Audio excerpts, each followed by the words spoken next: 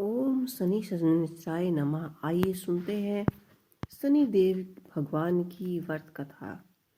एक समय स्वर्ग लोक में सबसे बड़ा कौन है कि प्रश्न पर 9 ग्रहों में वाद विवाद हो गया।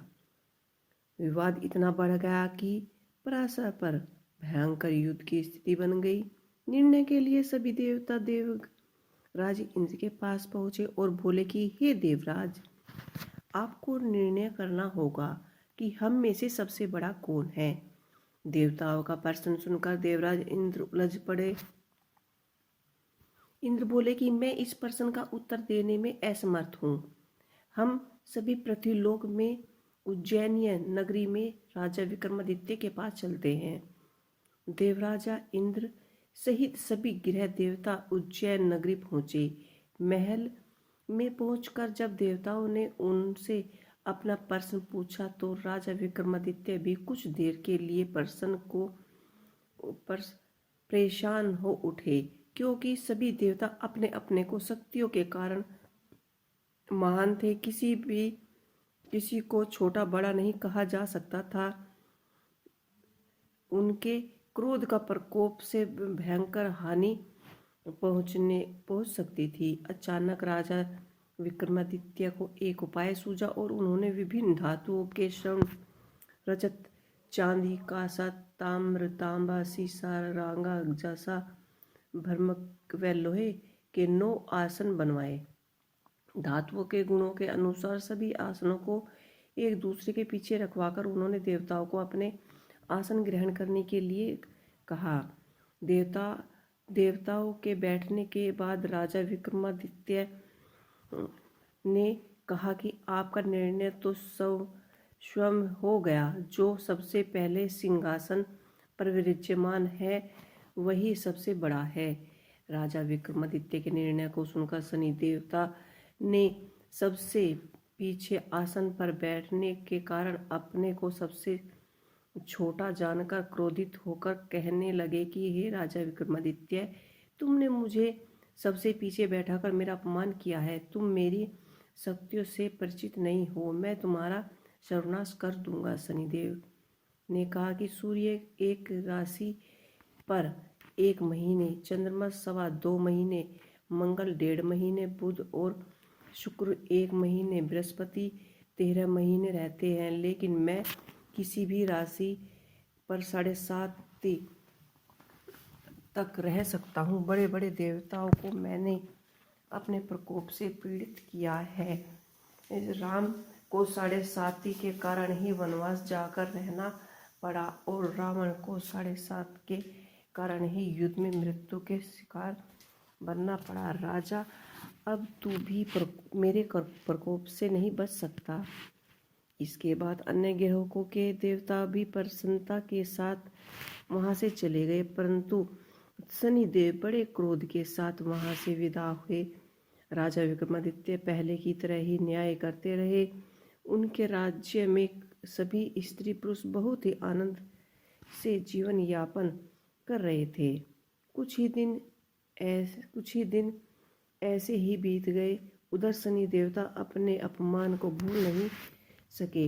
विक्रमादित्य से बदला लेने के लिए एक दिन शनिदेव ने घोड़े के व्यापारी का रूप धारण किया और बहुत से घोड़ों के साथ उज्जैन नगरी में पहुंचे। राजा विक्रमादित्य ने राज्य में किसी घोड़े के व्यापारी के आने का समाचार सुना तो अपने आश्रय पाल को घुड़सवार खरीदने के लिए भेज दिया। घोड़े बहुत ही कीमत के थे। अश्वपाल ने जब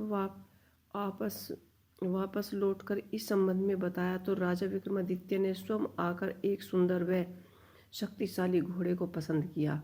घोड़े की चाल देखने के लिए राजा उस घोड़े पर सवार हुए तो वह घोड़ा बिजली की गति से दौड़ पड़ा। तेजी से दौड़ते घोड़ा राजा को दूर एक जंगल में ले गया और फिर राजा को वहां गिरा कर जंगल में कहीं गायब हो गया। राजा अपने नगर को लौटने के लिए जंगल में भटकने लगा, लेकिन उन्हें लौटने का कोई रास्ता नहीं मिला। राजा को भूख प्यास लग रही थी। वह घूमने पर उसे एक चरवाहा मिला। राजा ने उससे पानी मांगा। पानी पीकर राजा ने उस चरवाहे को अपनी अंगूठी दे दी। फिर उसने राजा से उससे रास्ता पूछकर वह जंगल से निकलकर पास ही एक नगर में जा पहुंचा। राजा ने एक सेठ की दुकान पर बैठकर कुछ देर आराम किया। उस सेठ ने राजा से बातचीत की तो राजा ने बताया कि मैं उज्जैन नगरी से आया हूँ। राजा के कुछ देर दुकान पर बैठने से सेठ जी का बहुत ही बिक्री हुई। सेठ जी ने राजा को बहुत भाग्यवान समझा और खुश होकर उसको अपने घर भोजन कराने के लिए ले गए। सेठ के घर में सोने का एक हार खूंटी पर टंगा हुआ था। राजा को उस कमरे में छोड़कर सेठ कुछ देर के लिए बाहर गए। तभी आश्चर्यजनक घटना घटी। राजा के देखते ही देखते सोने का हार खूंटी ने निगल लिया। सेठ ने कमरे में लौटकर हार को गायब देखा तो चोरी का संदेह राजा पर किया, क्योंकि उस कमरे में राजा ही अकेले बैठे थे। सेठ ने अपने नौकरों से कहा कि उससे इस परदेसी को रस्सियों से बांधकर नगर के राजा के पास ले चलो। राजा ने विक्रमादित्य से हार के बारे में पूछा तो उसने बताया कि उसके देखते ही देखते खूंटी ने हार निगल लिया। इस पर राजा ने क्रोध होकर चोरी करने के अपराध में विक्रमादित्य के हाथ पांव कटवाने का आदेश दे दिया। राजा विक्रमादित्य के हाथ पांव कटकर उस नगर में सड़क पर फेंक दिया गया। कुछ दिन बाद एक तेली उसी उठाकर अपने घर ले गए और उसे कोल्हू का बैल की तरह बैठा दिया। राजा आवाज़ देकर बैलों को हाका करता, इसी तरह तेली का बैल चलाता रहा और राजा को भोजन मिलता रहा। शनि के प्रकोप से 7.5 पूरे होने पर वर्षा ऋतु प्रारंभ हुई। राजा विक्रमादित्य एक रात मेघा मल्हार गा रहा था कि तभी नगर के एक राजा की लड़की राजकुमारी मोहिनी रथ में पर सवार होकर उस तेली के घर के पास से गुजर रही थी। उसने मेघ मल्हार सुना तो उसे वह बहुत अच्छा लगा और दासी को भेज कर गाने वाले को बुलवाने के लिए कहा। दासी ने लौटकर राजकुमारी को अपंग राजा के बारे में सब कुछ बता दिया। राजकुमारी उसके मेघ मल्हार से बहुत ही मोहित हुई, अतः उसने सब कुछ जानकर भी अपंग राजा से विवाह करने का निश्चय किया। राजकुमारी ने अपने माता पिता से जब यह बात कही तो वे हैरान रह गए। रानी ने मोहिनी को समझाया, बेटी तेरा भाग्य में तो किसी राजा की रानी होना लिखा है, फिर तू उस अपंग से विवाह करके अपने पाँव पर कुल्हाड़ी क्यों मार रही है। राजकुमारी अपनी जिद नहीं छोड़ी।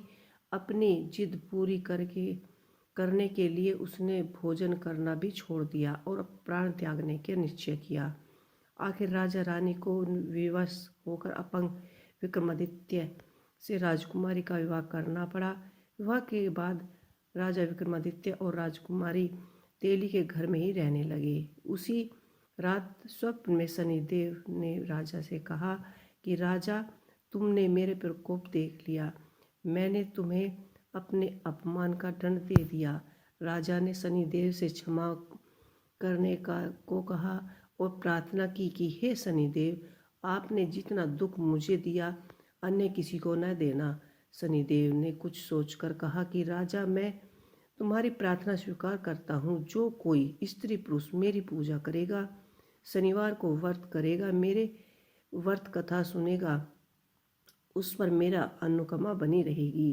प्रातःकाल राजा विक्रमादित्य की नींद खुली तो अपने हाथ पांव देखकर राजा को बहुत ही खुशी हुई और उसने मन ही मन में शनिदेव को प्रणाम किया और राजकुमारी भी राजा के हाथ पांव सही सलामत देखकर आश्चर्यचकितता में डूब गई।